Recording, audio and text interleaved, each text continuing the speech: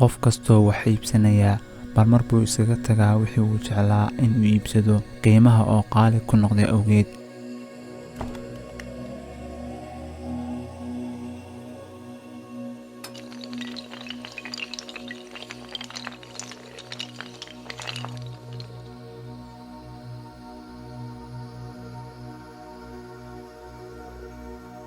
السلام عليكم ورحمة الله وبركاته. soo dhawaada daawadayaal, ka taxadar qofka aad ku kalsoon tahay, sababtoo ah qof walba saaxiibka dhabta ah maahan.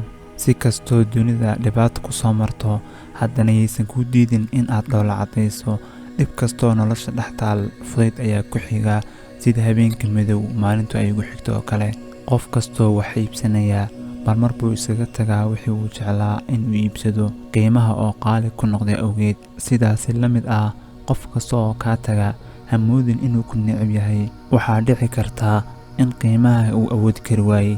gaajadu ma aha tan uu dareemo qofka soomani, ee waa tan uu dareemo faqiirka aan wax meel ku ogeynin.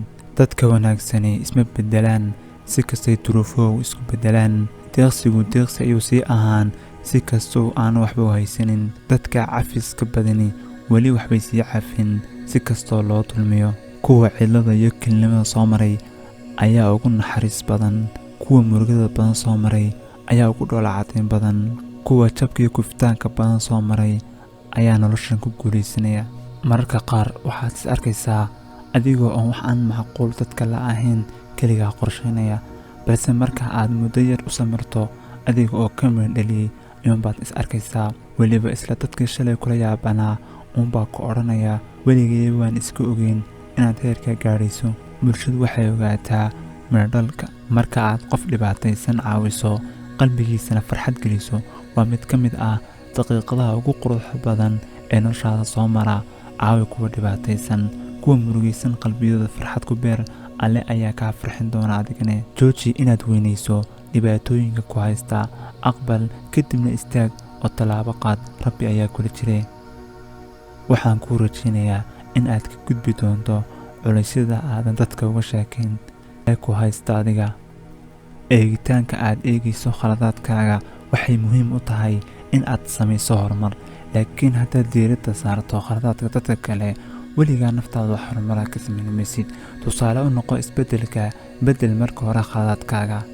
dadka ujeedooyinka leh waxay galaan ballamo badan, laakiin dadka habdhaqanka wanaagsan ayaa ilaaliya ballamaha. sabirka, isla weynida iyo samir la'aantu waa saldhigga fashilka iyo guuldarrada noloshan. qof kasta oo guulaystay wuxuu soo maray qiso aad u xanuun badan. si kastoo xanuun badanna waxay leedahay dhammaad guul leh. aqbal xanuunka una diyaargarow guusha. qofka doonaya inuu nolosha ku guulaysto waa inuu ka guulaystaa naftiisa, cabsida, caajiska, danaysiga iyo shakiga, iyo inuu ka guulaysto ceebaha uu leeyahay. xanuunada ina soo mara dunidan waa laba nooc, mid ku dhaawaca iyo mid ku beddela. adoo fikirin farxad filo, ficilkana wanaag ka fiiri, markastana awoodaha ku kalsoonow. mararka qaar waxaad la kulmaysaa kumanaan qof oo midkoodna saameyn una ku yeelin noloshaada, kadibna waxaad la kulmaysaa hal qof, markaas noloshaada ayaa gebi ahaanba isbeddelaysa. qofka sida dhabtaa u guuldaraystay waa ka naftiisu ka badiso inta uusan cadowgiisu ka badin.